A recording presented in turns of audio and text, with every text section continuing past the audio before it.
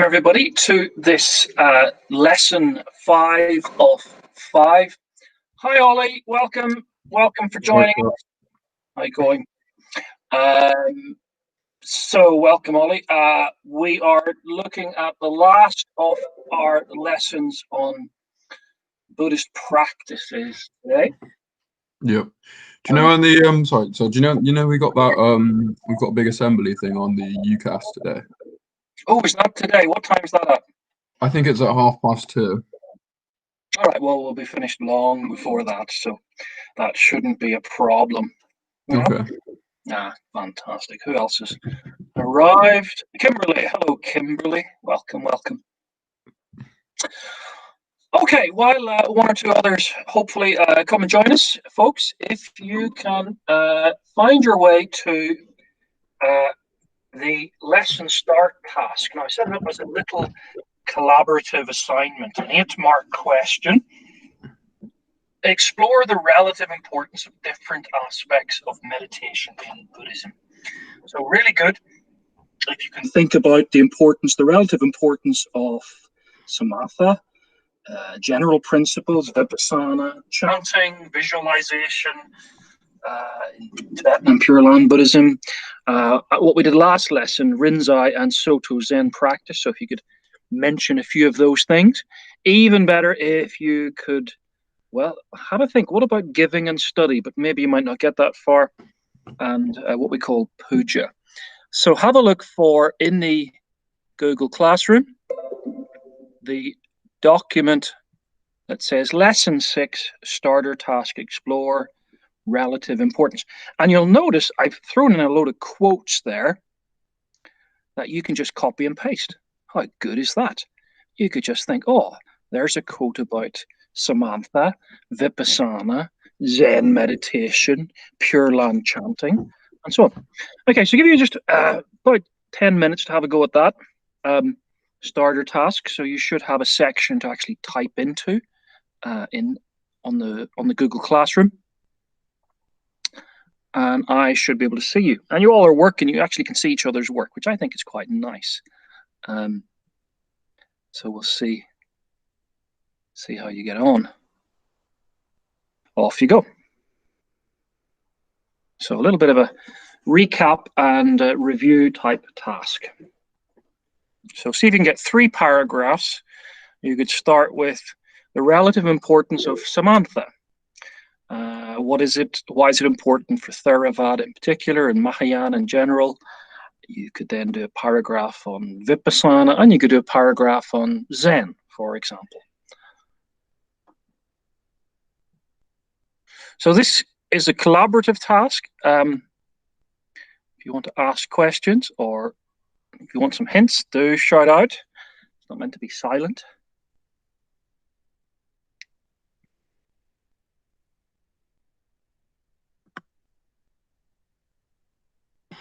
Where do we do it, sir? I can't really.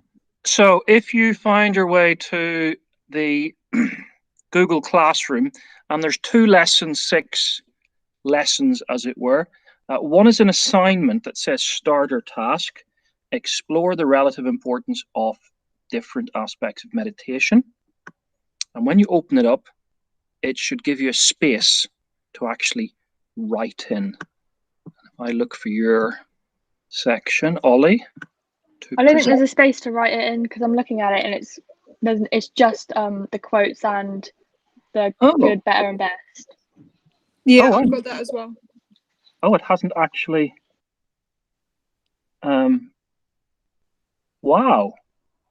So there's no actual like you did before. There should be like a.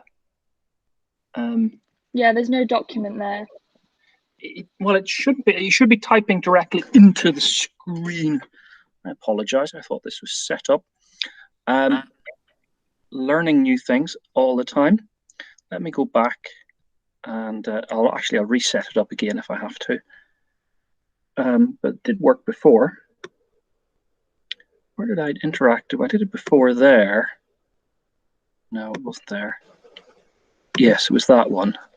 And many of you were able to do it. Sorry, just a second. And then there should be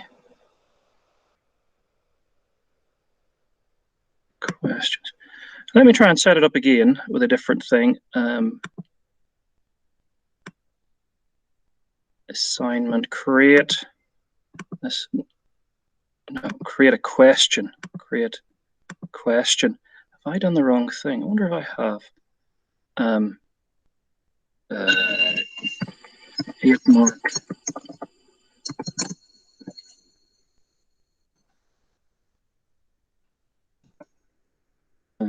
Short answer.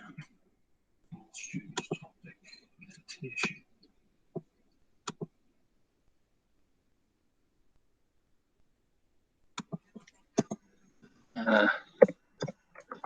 Explore the relative importance of different types of meditation. Something like that. Okay. Hopefully this works this time. Let's go back and see.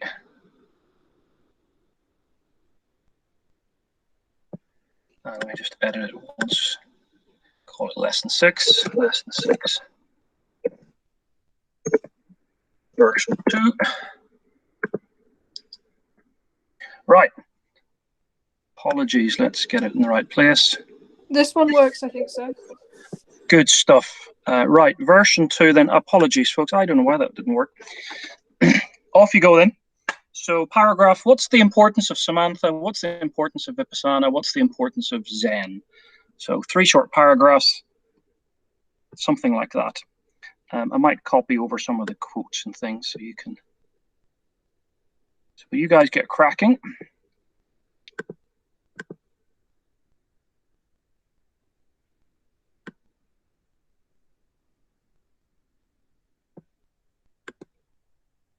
Copy.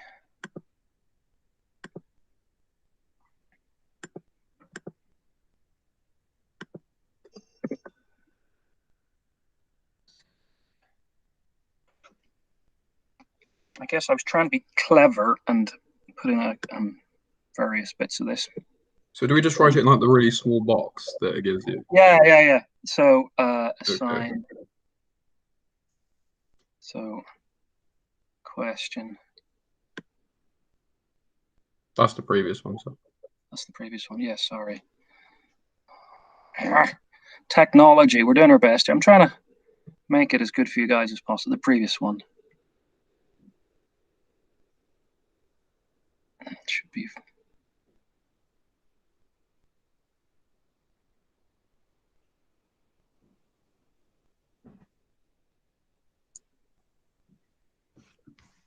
Yeah.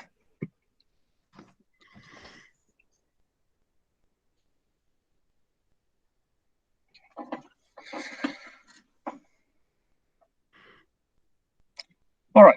It should be working. Anybody got any trouble? Let me know.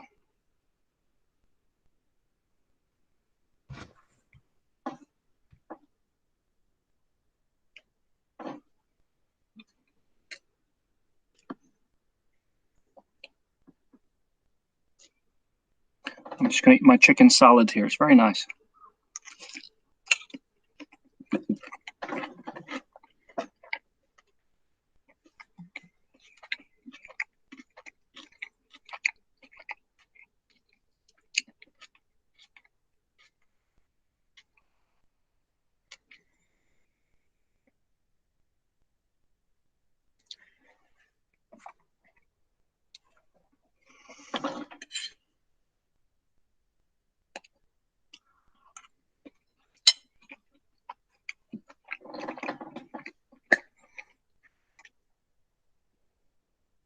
Ooh, some people have dropped out.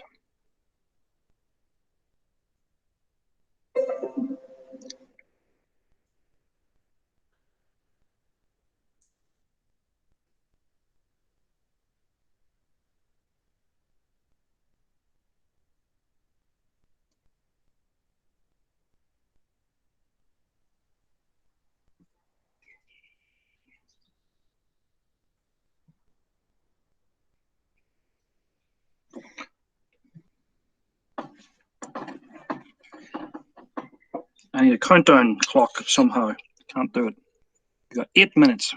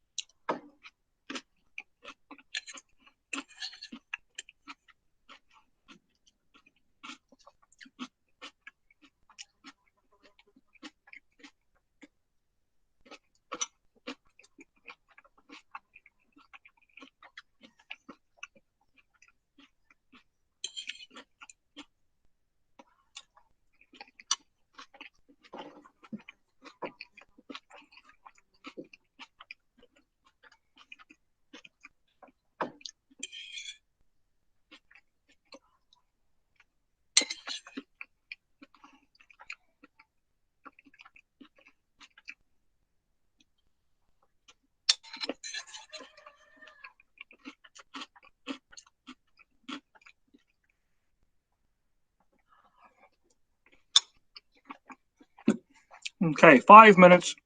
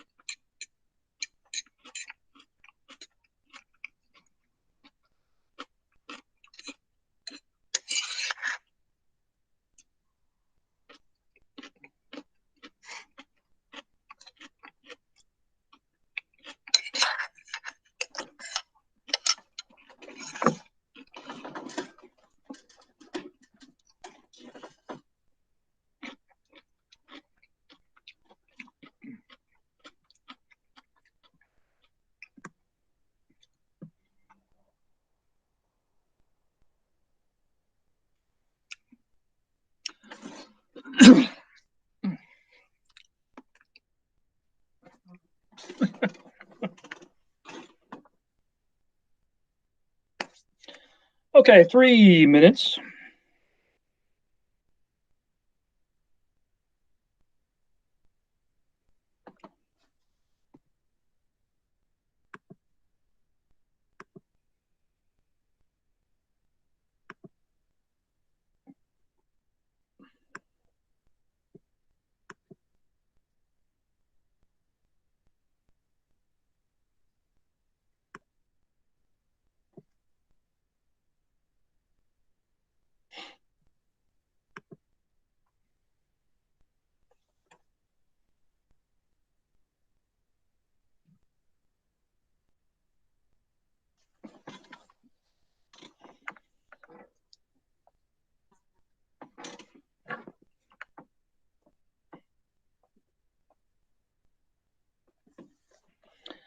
So see if you can scrounge a quote and throw a quote or 2 quotes or 3 quotes.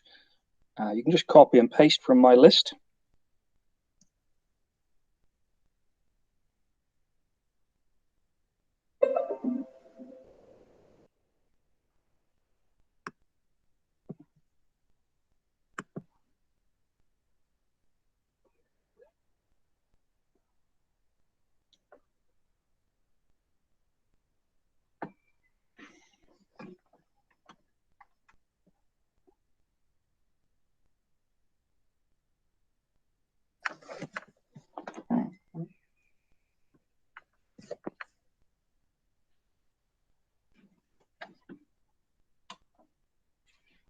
Okay, 1 minute.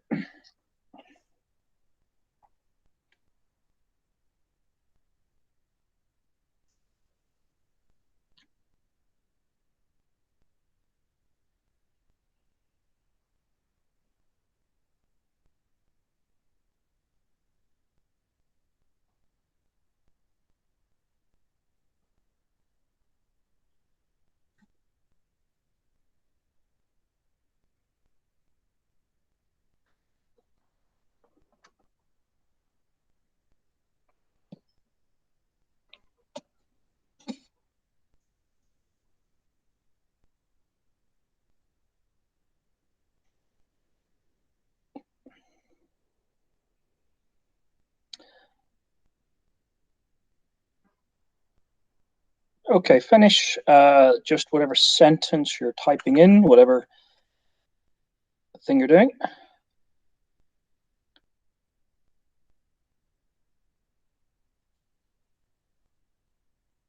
So I would like to see what you have done. So can you click the hand in feature? Hand in feature, which I'm hoping should mean I should be able to see it. Excellent, yes. So it doesn't, this is just all very rough, trying to give you a sense of pace and speed, what it's like in exam conditions. Of course, you've got the mock exams coming up. They won't be in time conditions. I've given you very generous 24 hours for each of the 3 sections to complete. The last week of this this month coming up. And yes, we're writing UCAS reports, so it's important that you do your best in that. So let's have a look at some of these. Kimberly, well done on getting all that done. That's really impressive. Vipassana is important because Buddhists want to achieve enlightenment. Absolutely. The number one thing you want to say.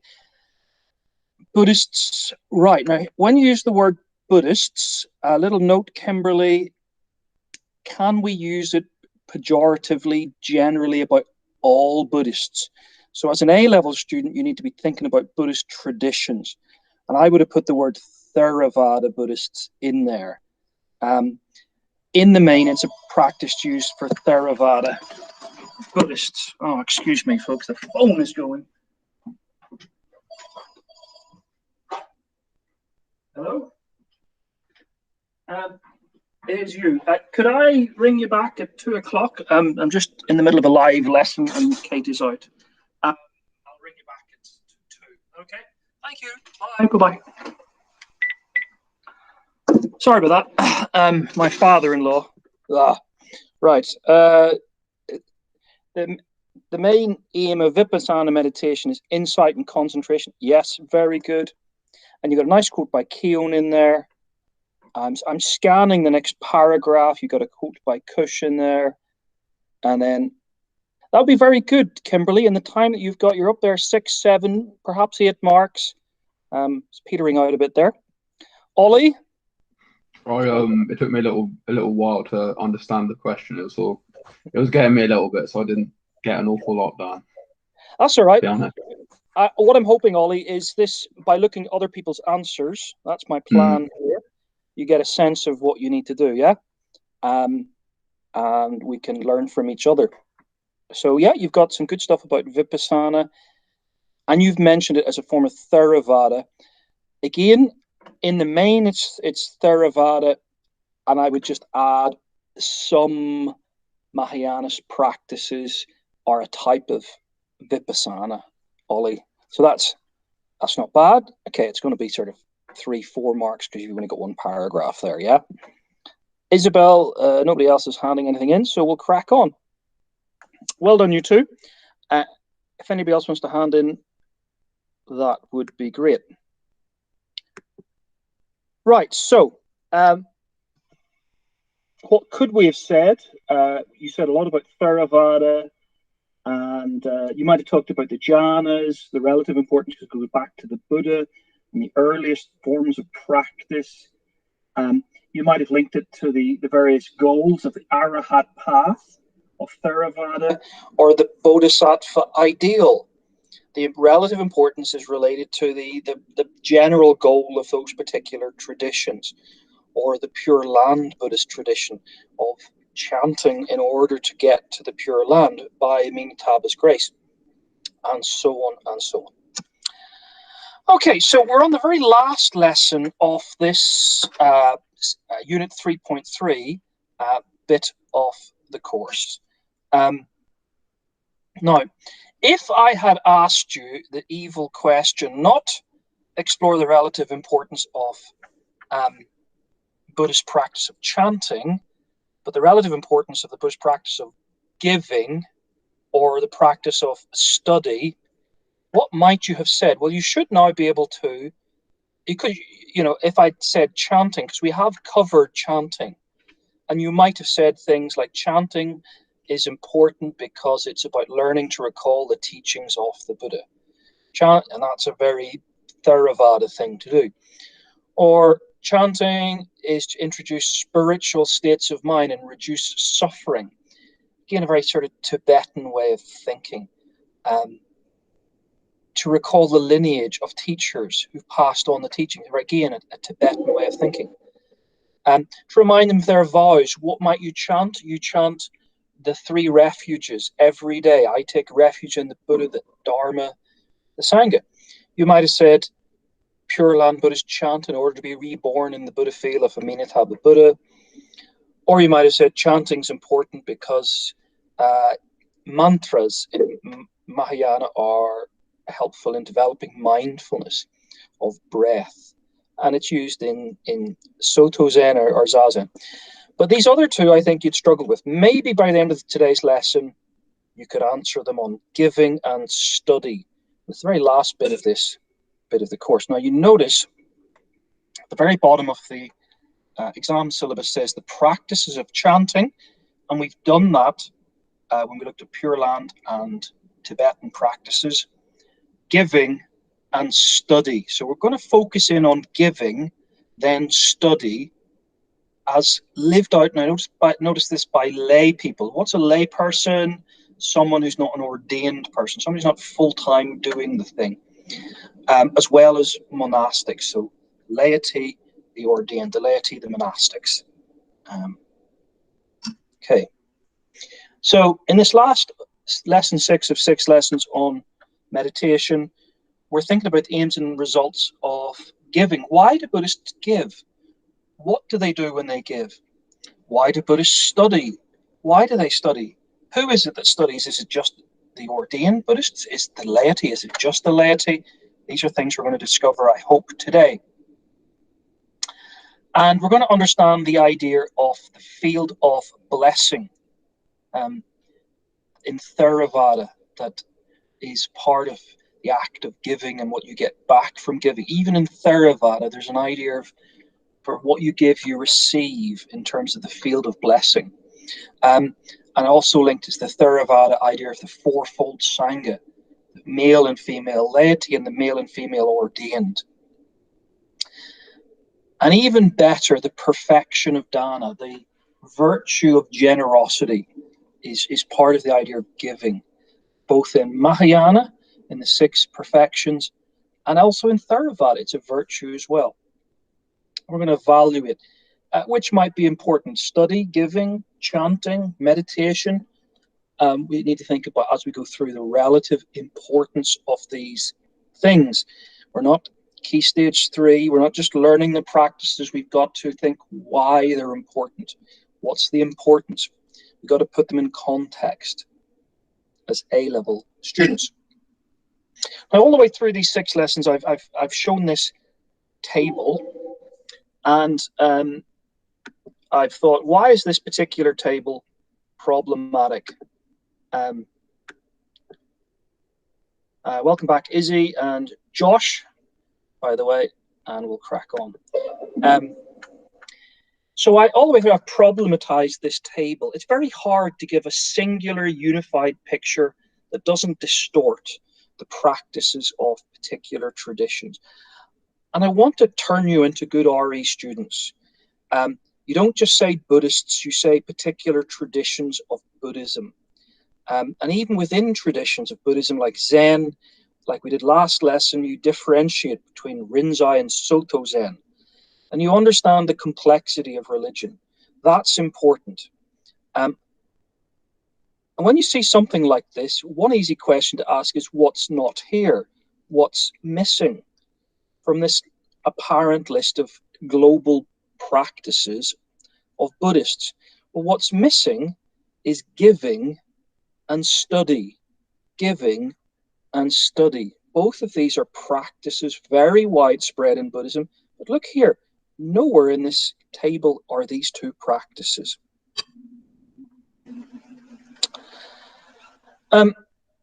So what do we need to know and understand about the life of the laity in Theravada or the Mahayana 6 perfections? Well, I could stop and do this. I think I'm going to crack on given the time.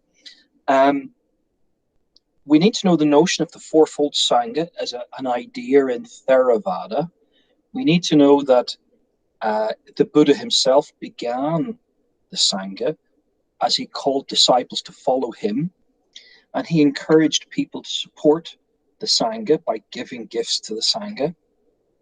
We do know already about the Mahayana 6 perfections. We've done this in our 3.2 course on Mahayana. And we'll know that dana, or generosity, is one of them. Now, another perfection is wisdom. Both for Mahayana, it's important to be wise, to develop wisdom, and it equally in Theravada. Think of the last section of the Eightfold Path, or the Threefold Way, that prajna, or wisdom. So sila, ethics, samatha, meditation, and prajna, wisdom, perhaps is the culmination for Theravada. And it's wisdom of what? Well, it's a very different set of things you're wise about. Okay, so again, we've got a nice 3-part lesson today.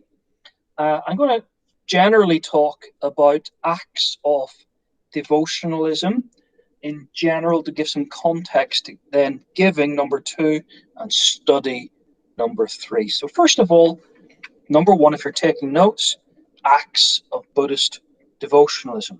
Then specifically, number 2, in 10 minutes' time, we'll get to acts of offering or giving, and then our dana, generosity, and then number 3, study, the importance of study in Theravada and Mahayana. Now, as you're thinking, what we use a certain word. The word is puja. Puja. Acts of puja are acts of devotion. It's a pre-Buddhist word, still used today by Hindus, and it just means devotion, an act that is done with devotion. And in the Hindu context, these were multi-sensory, using your 5 senses, ways of worship to engage different types of people with what senses appealed to them. So puja is an alternative, or it might be used in collaboration with forms of meditation. It might be used as a preliminary, a sort of setup to meditation, or it might be used just without meditation in Buddhist practices. And you're going to see a little bit of this today. So how do Buddhists practice puja? How do they, in a sense, worship? Now, remember, the word worship is a problematic term. Theravada, in a way, don't worship because there's no deity, there's no God that is thought of. And yet they look like they're worshipping, but they're doing something else. They're expressing honor, they're giving devotion, they're developing gratitude or generosity or commitment to the belief of impermanence when they do puja. What does puja involve? Well, it can involve, we've done already, chanting, bowing, or prostrations, making offerings. There you go, giving, making offerings. All of this is a form of giving, I suppose, and chanting. Generally, they're performed daily by the laity in the home place by lay Buddhists, very often in the morning or the evening or both. And it's important to say that this in Theravada is kind of what the laity do, but probably not so much the ordained. But in Mahayana, there's much more of a mixed economy because the blurred lines between the ordained and the lay are much more, well, they're less blurred, as it were. And a final thing is in Theravada, the context is very important. It's the context of the Sangha, the ordained, full-time Buddhists who have renounced everything to follow the Arahat four-stage path. And in order to support the Sangha on using a lunar calendar, I think it's 4 times a month, you would go to the Sangha, you would go to an actual physical building called a vihara, and you would give food or money or clothes. And then on top of that, there would be extra special days, like the festival of Vasa, the rain retreat, the festival that comes at the end of the rain retreat, where you would have a whole, couple of days of going to the temple and so you showing your support for it. Now, got a little video on Puja I'd like you to watch just for a minute. This is Tibetan Puja, very colorful. Of all the forms of Puja in Buddhism, perhaps Tibetan Buddhists are the most colorful. And it should echo, perhaps in your mind, if you've ever seen Puja in the Hindu context. I can just find the particular video. This is it here. Okay. Here you go. Share that. I hope you can all hear this.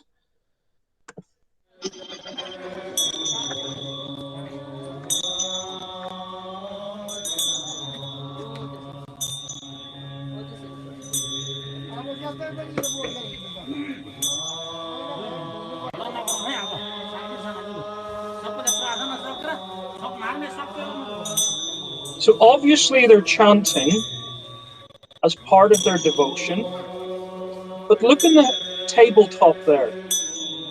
Look past the sparkly lights and you see giving, you see offerings, you see flowers, food, candles or light, incense.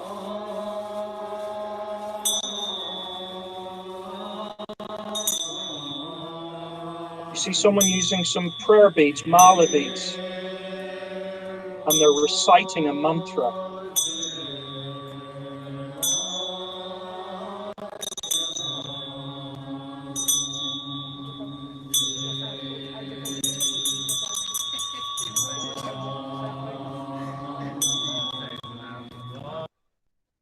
Okay, I'm going to pause it there.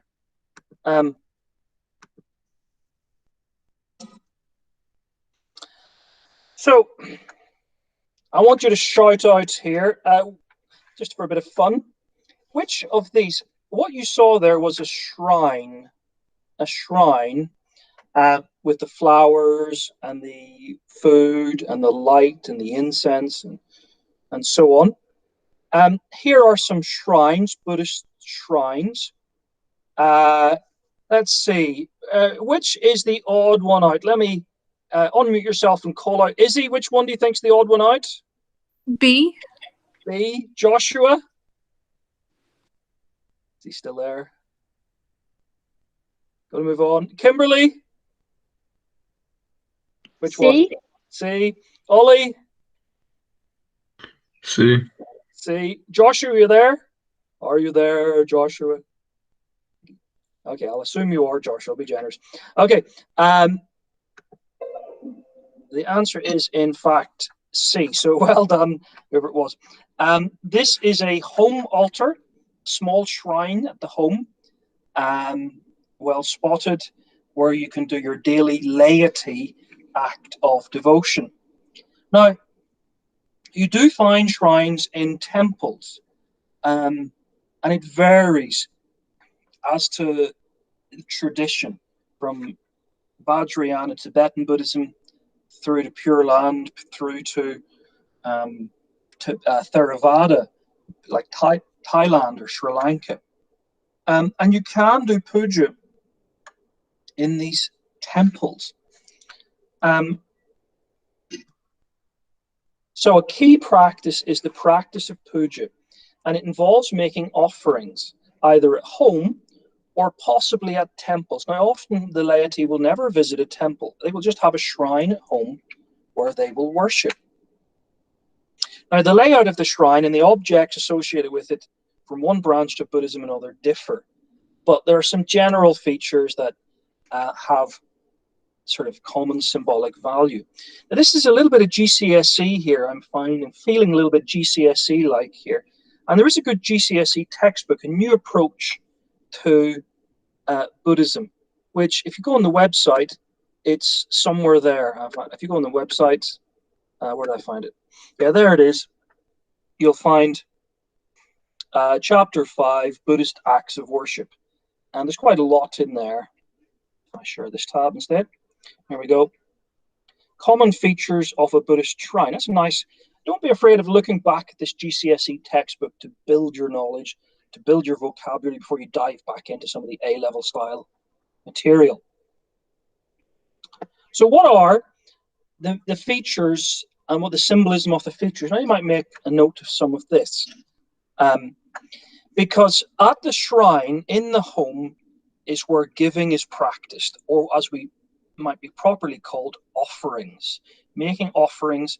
And we'll think about some of the differences in offerings in Theravada and offerings in Mahayana. You wouldn't have done this at GCSE.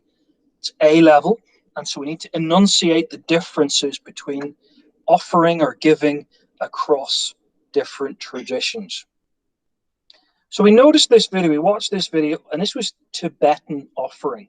Very colorful, piled high with many things. This isn't some sort of Zen minimalist approach. It's how much food can I get on the table? How many candles can I light? The whole wall is taken up with this home shrine. You can see, if you look closely in the background, it's probably Avalokitesvara. It might be Manjusri. It might be the historical Shakyamuni or the Buddha. Not quite sure. But bodhisattvas are being used. You wouldn't find bodhisattvas in Theravada, okay, because this is a Mahayana shrine. So what are the typical offerings given at shrines? Well, what it needs to be noted is how this is to do with this pre-Buddhist idea of engaging all 5 of the senses in the Buddhist act of worship. And that the pre-Buddhist context is called bhakti puja.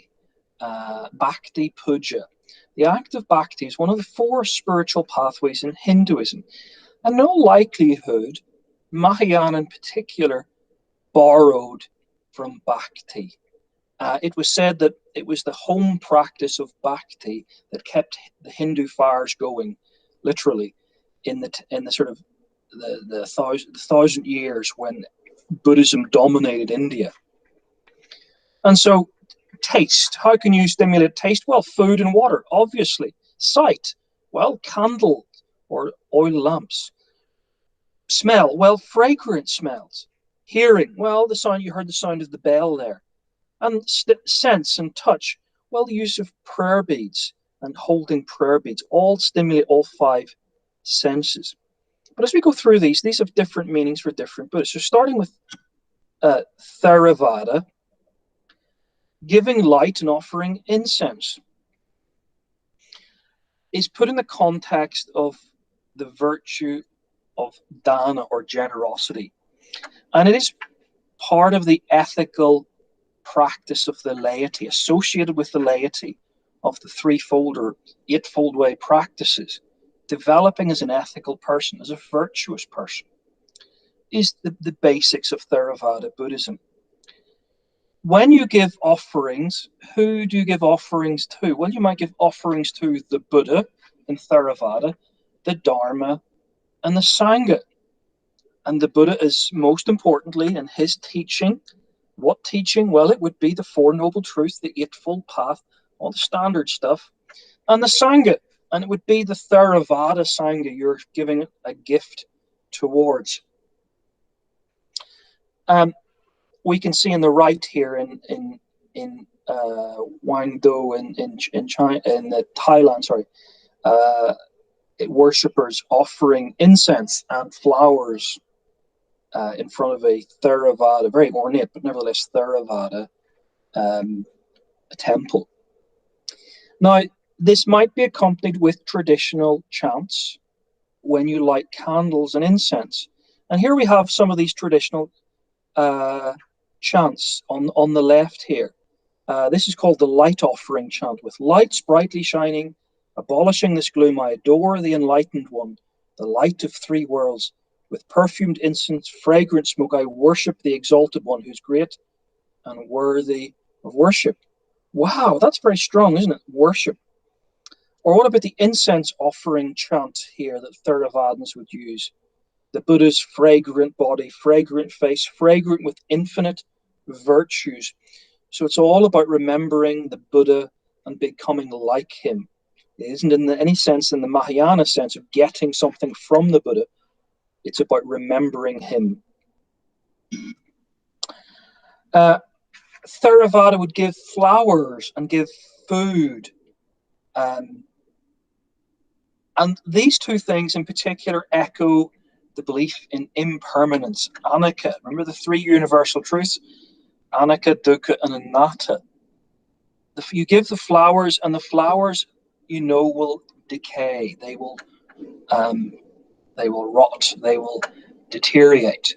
And often it's okay to have these things, symbols of impermanence that reminds Buddhists, gives them this intuitive sense, this Theravada Buddhist belief in anicca, impermanence. And again, there's a traditional chant that the laity might use.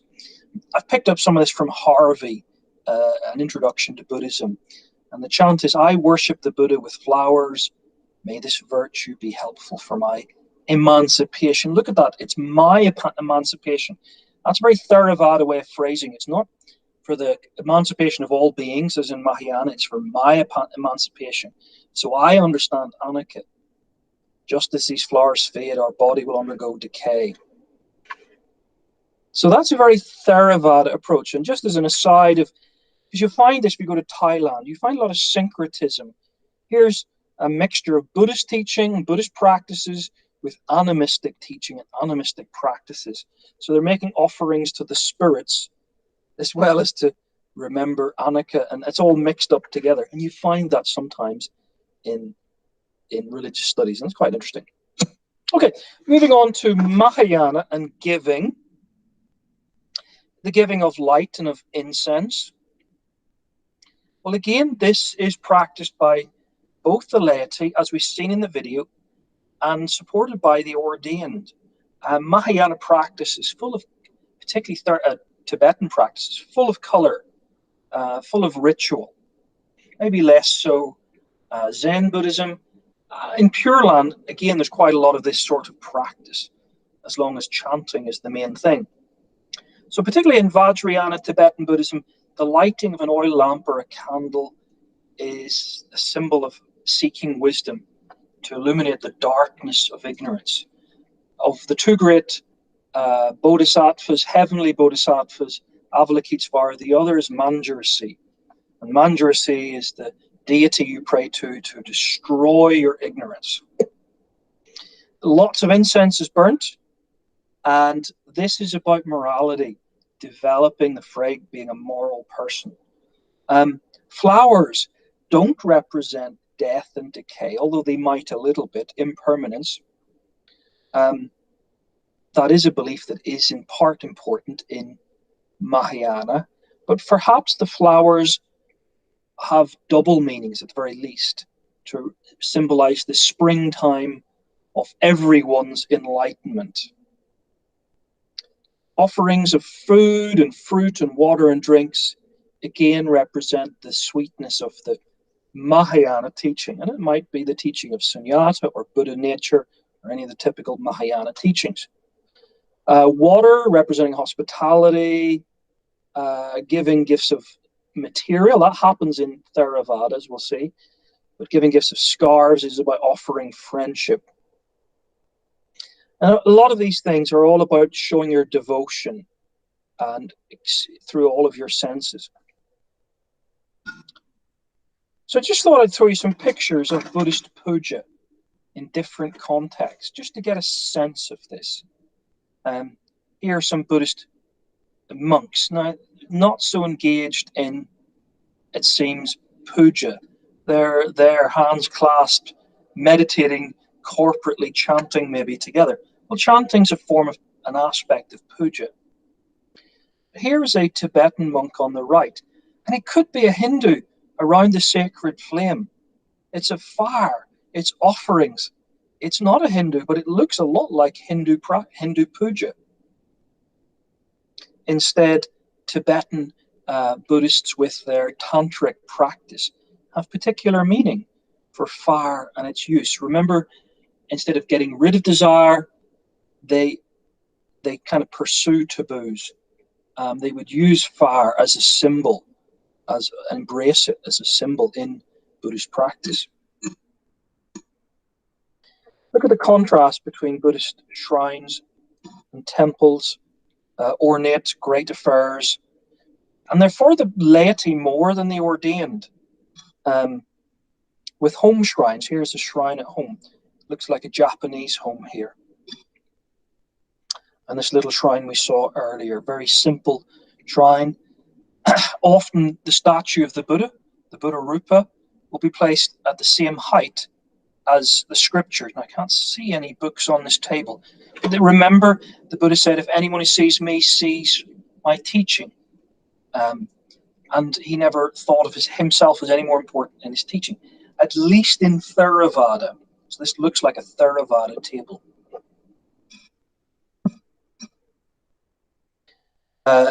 Here we have offerings in Theravada, very organized, nice little piles. Makes you want to just knock them off. Don't do that if you go to Thailand, that you'll get in trouble. Here's a home shrine, and this is a Mahayana shrine. You can see it is a Murti in Hindu description. It's Avalokitesvara, a statue, a rupa of Avalokitesvara, and the various offerings in this Mahayana table here. Again, flowers and incense.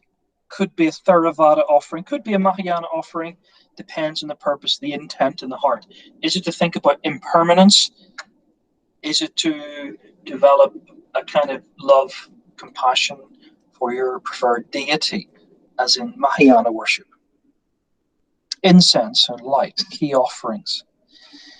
Now, particularly in Tibetan Buddhism, you have this practice of prostrations, and it's often linked with pilgrimage. You see these incredible acts of people going to a certain shrine, and there are documentaries on this on YouTube. People go, and every 5 steps or something, they do a prostration, thousands of them. And this could be, again, part of Buddhist puja. Particularly in Tibetan Buddhist practice, you find this loads. Often they will make pilgrimages to India from Tibet to go to the Bodhi tree, and they'll do prostrations all the way. So pilgrimage can be thought of as an act of puja. Here are some people doing the prostrations on the road, on the way to the 4 sites of typical Buddhist pilgrimage. And Bodh Gaya, the place of the Buddha's enlightenment, Varanasi, his birth, and so on, his death, and so on. So behind each of these is the virtue, at least for Mahayana, but also for Theravada, of generosity. And the Pali word is dana. Dana. It's the second of the 6 perfections in Mahayana, but it's also a virtue in Theravada. We mustn't forget that. What do Buddhists do apart from meditation? Well, they do chanting, and they do giving, and they do study. And they do giving because of dana. And the reality is very few Asian Buddhists meditate. We have this view that all Buddhists everywhere in the world, all they're ever doing is meditating. That's their primary practice. But as most laity are never going to get to Nibbana.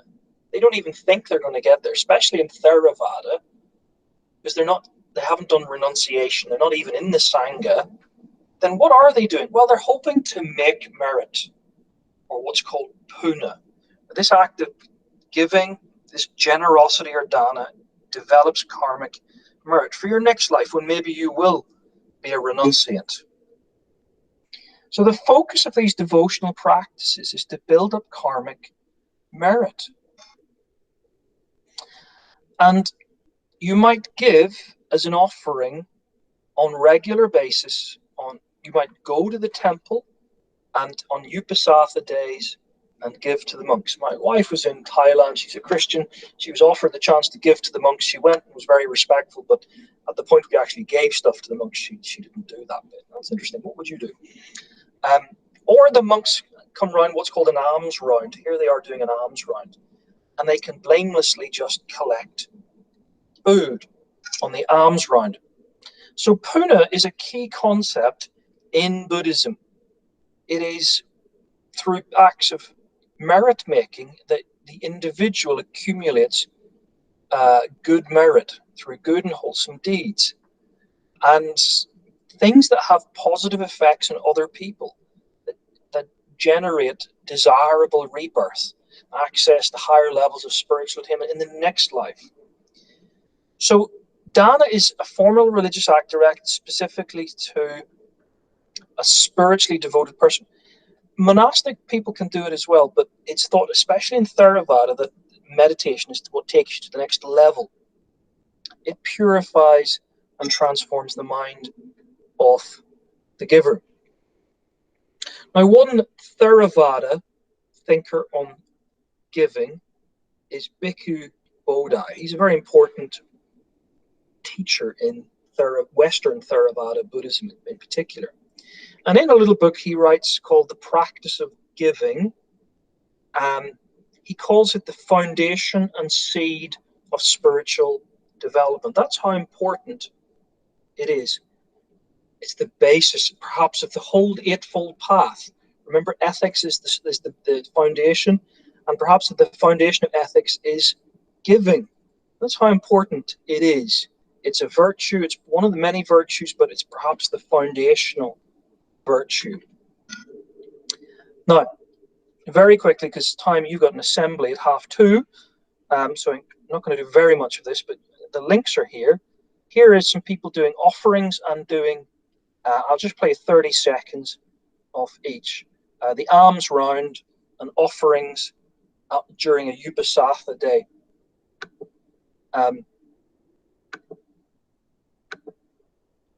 Let me find. Thought this one was nice because it's an actual news report.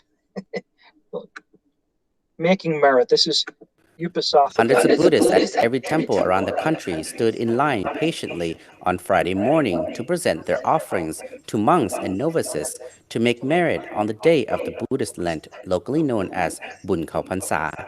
Our news team, Bunyun Phet Champa, has the atmosphere there. Our man on the ground. I love this.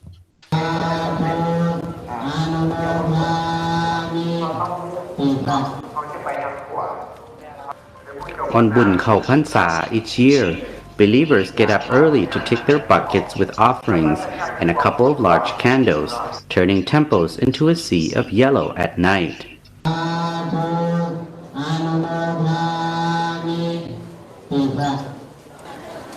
These offerings will sustain the monks and novices during their 3 dedicated months of studying the Buddhist teachings, keeping the 5 precepts and meditating.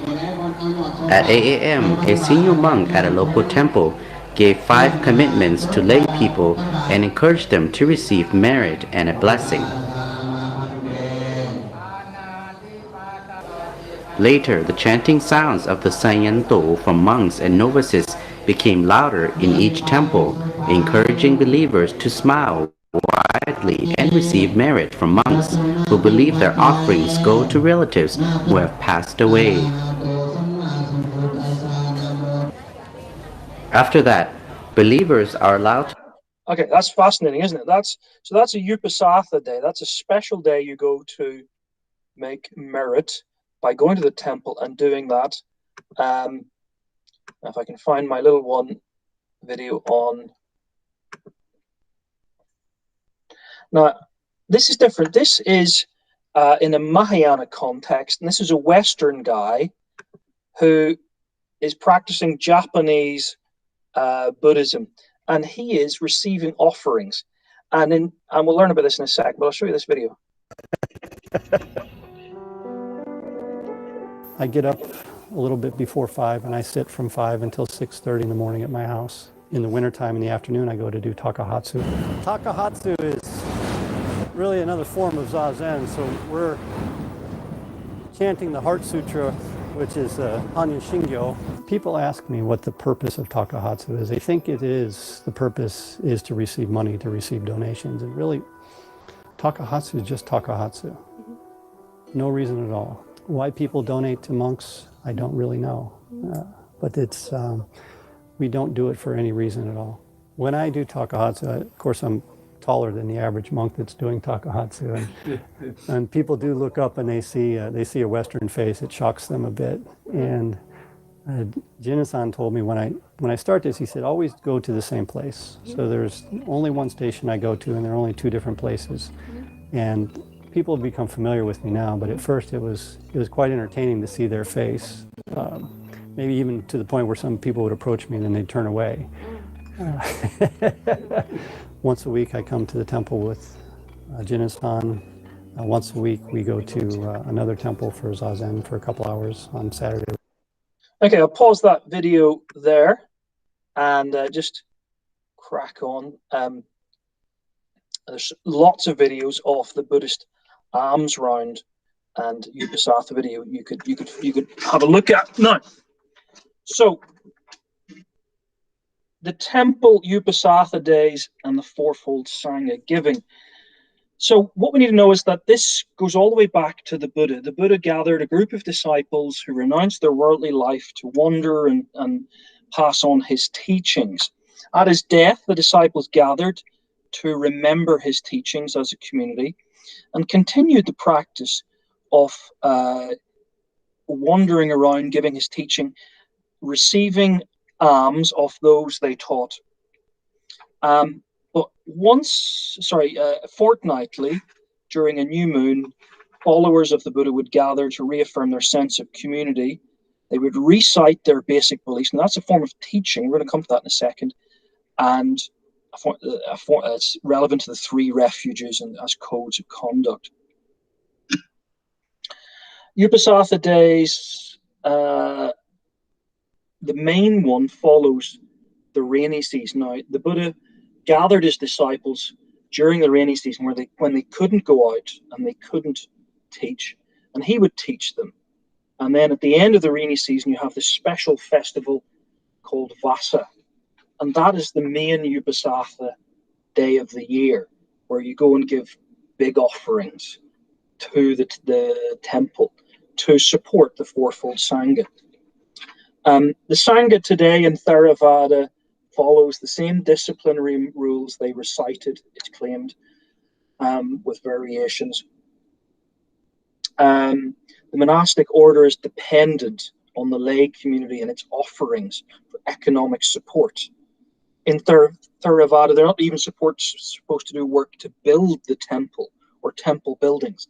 They just meditate and accept blamelessly offerings of money and property. And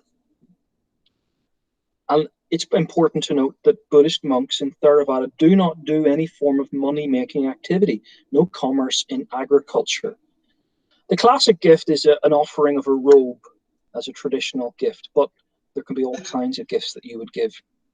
Now, in Mahayana, giving includes many different things. It is to develop the perfection of generosity. But it's in the context of the Mahayana goal of becoming a bodhisattva. You've taken the vow, the bodhisattva vow, you've got the bodhisattva ideal, you want to develop your compassion towards other beings. And helping others, other sentient beings with their Buddha nature is the ultimate gift that you can give to them. Sacrificially remaining in samsara is part of the bodhisattva vow. Itself is a gift. Now, there are differences within Mahayana. Pure Land are all about receiving, I guess, from Amitabha, the gift that he gives them, and being grateful for that gift. Zen is all about other self-effort. And interestingly, it still has its own Uposatha days and alms round, which perhaps are needed to support the Zen monastic community.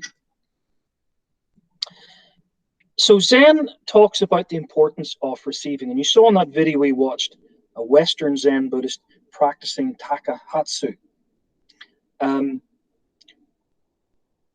A Zen monk said that if we didn't want to receive gifts from others, then there's something wrong. When giving is perfect, there is no loss and there is no gain.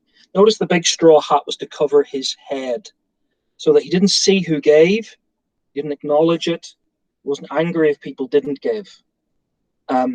That's key to Takahatsu as a Mahayana Zen practice. In Vajrayana, giving is equally important. Tibetan monks, interestingly, you can see them practicing receiving gifts, sitting on the streets.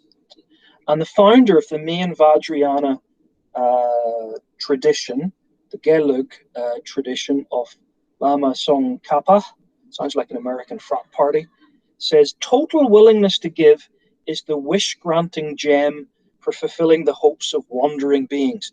Well, there it is. If you want to have your highest desire, then you've got to give. That's the Vajrayana teaching.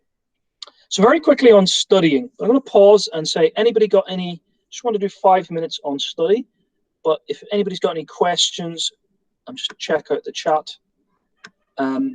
Anybody want to ask about any of that? Speak now. Any of that unclear? Okay, nobody's shouting out, so we'll crack on. I hope everybody's still with us and listening. Let's go on with study. This is a much smaller section, especially in Mahayana, but it's nevertheless important and an important practice. Look at this young fella, and he's probably studying the Pali Canon. He might even be doing it for an exam. I tried to do this. I entered myself. There are 3 levels of exams in Sri Lanka. You can do it on the internet. And I thought I would try and become a novice monk. I failed. I got 80% in my GCSE level Pali exam because I didn't read and write Pali, so I didn't know. And you can actually download some of the test exam scripts for these exams that are run by the government. Fascinating. So study as a practice is very important in Theravada, perhaps less important in Mahayana. It's said, as we've mentioned earlier, that Buddha gathered his disciples every 2 weeks to recite the Vinaya. Some of them didn't know what they should be doing. And so we had an assembly to say, now, come on, boys, you now know how you should behave, no excuses. But he used many teaching practices, parables amongst them. This practice continued after his death, as his teachings and the Vinaya rules were memorized and passed down, importantly by oral tradition, until they were written down in Sri Lanka. When things are written down, that requires study and reflection. And Tibetan monks today carry on this oral practice, learning to recite the Pali Canon. The highest level of the Sri Lanka exams informs memorization of the parts or sections of the Pali Canon. Wisdom is the highest practice in the threefold way, Sila, Samatha, and Prajna, developing wisdom. In Theravada, it's the way of the elders.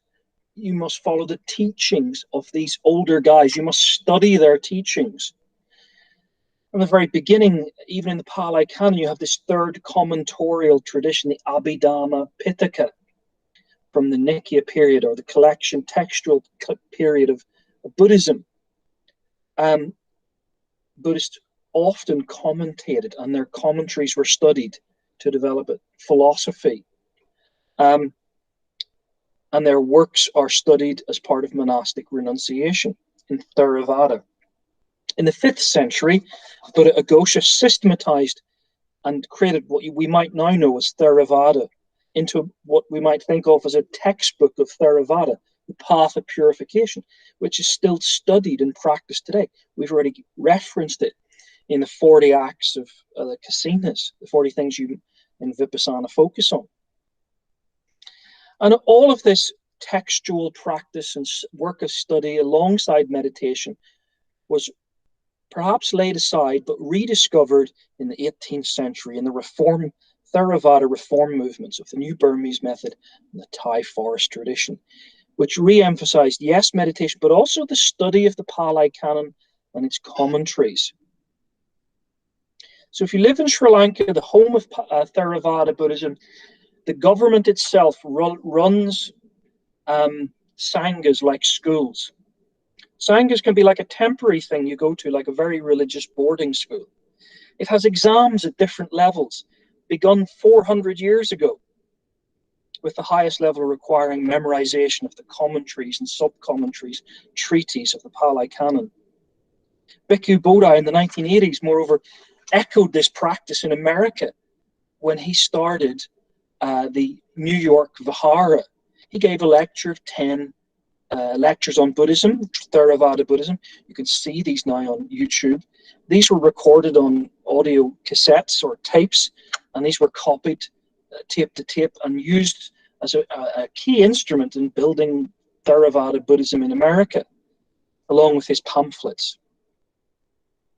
Many English converts to Theravada Buddhism have played a big part in translating the Pali Canon into English and set up societies like the English Pali Society, the Pali Society of England.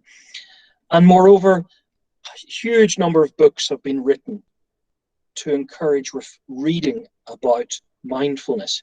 Goldstein, we've looked at already, is guides on how to be mindful, how to do vipassana. So meditation requires instruction in Theravada. It must be studied. And so that's part of the practice. Key in this is the fourfold Sangha. The Sangha helps communicate the practice to the ordinary laity. The Sangha take it as their responsibility to give lectures, to teach the community. In the Vihara, in the temple, they will do lectures to give advice on issues of concern to the laity. During festival seasons, Theravada will chant large portions of the Pali Canon as an act of learning, oral tradition, as it were, going back to that original oral tradition. All of this reminds Theravada of the importance of the message of the Buddha Vakara, the word of the Buddha, and this lineage, this belief in lineage. A key text, perhaps, is the Dhammapada.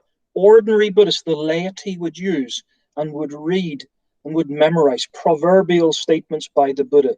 That is perhaps what is used by the laity to study and to develop their ethical lives, their wise lives, and so on.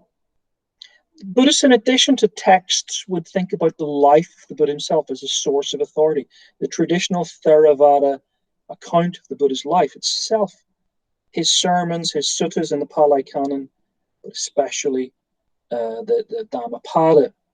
Two quick texts to reference.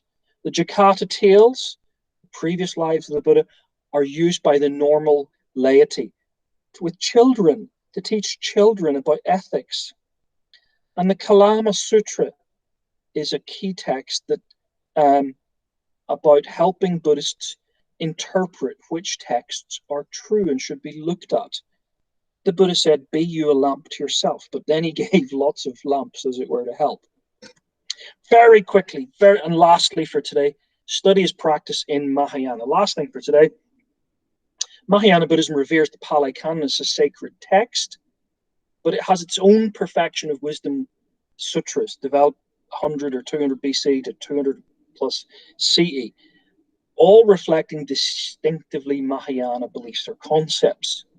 And over the last 2,000 years, these 2,000 sutras and texts, especially the Lotus Sutra, the Heart Sutra, are the essential texts that have been studied by most branches of Mahayana Buddhism.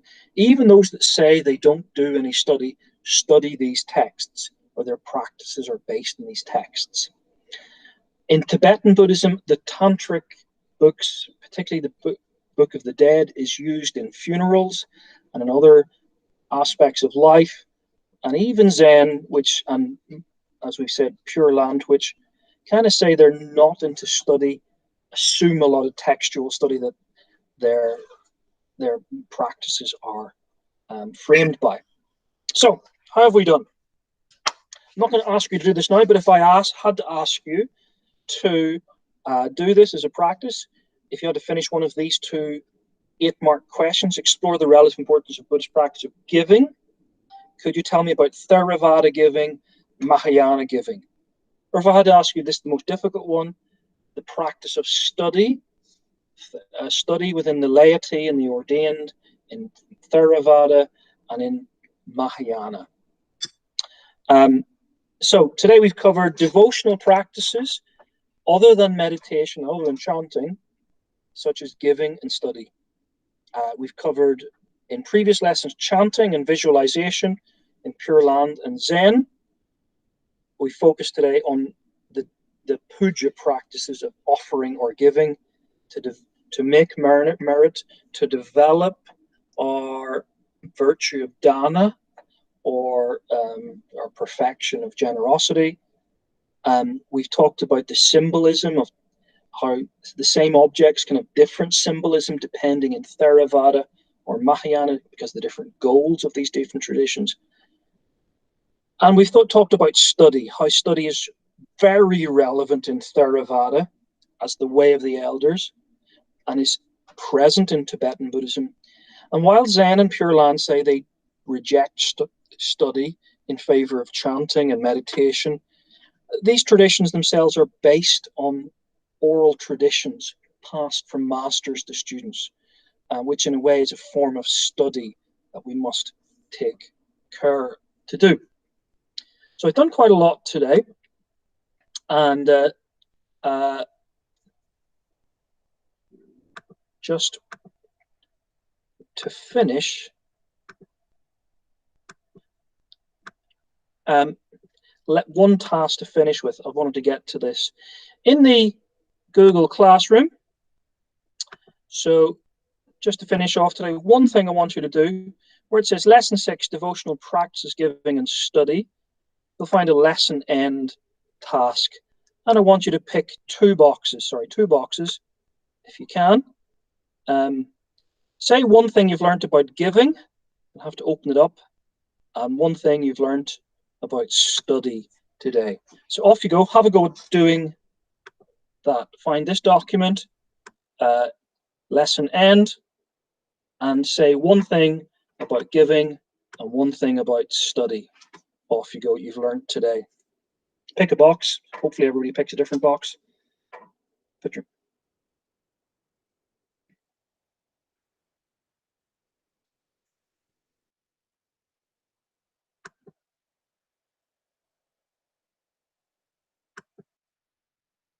So you have to open the box up. You click on it, and it kind of opens up.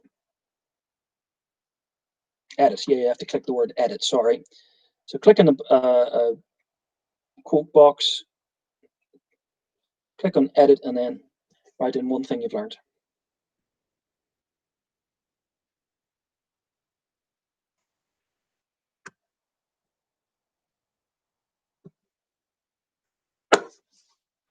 So one thing about study, one thing about giving.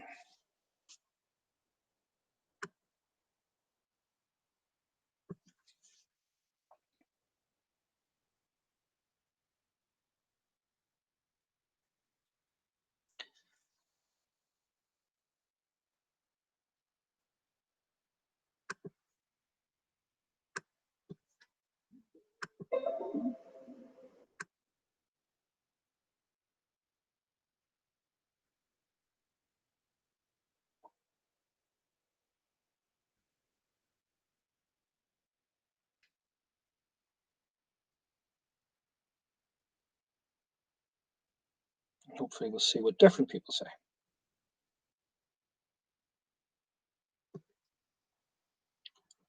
Okay, so Ollie has said both in Mahayana and Theravada, giving by the laity is beneficial for them, gives them good karma and teach them generosity. Very good. Make sure you've learned this word puna. Puna is merit making, the act of merit making, which is a concern of the laity. So get your vocabulary nice and rich, Ollie, but that's absolutely fantastic.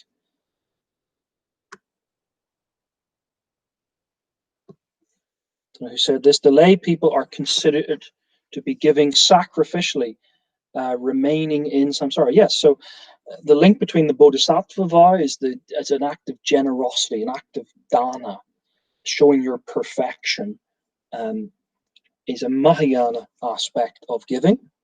Very good.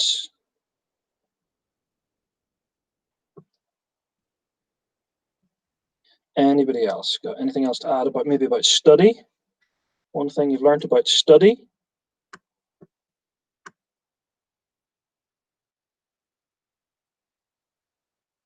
Oh, here we go.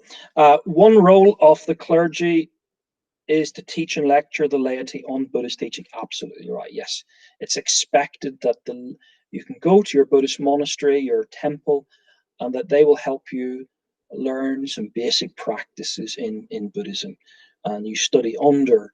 That becomes pronounced if you become a monk, because you study under remember this idea of the Maitra, the friend who helps you learn certain practices. So the practice of study from in Tibetan Buddhism as well, the Lama to the student, also very important as a practice. The giving of alms improves the lay people's karmic debt. Very good. And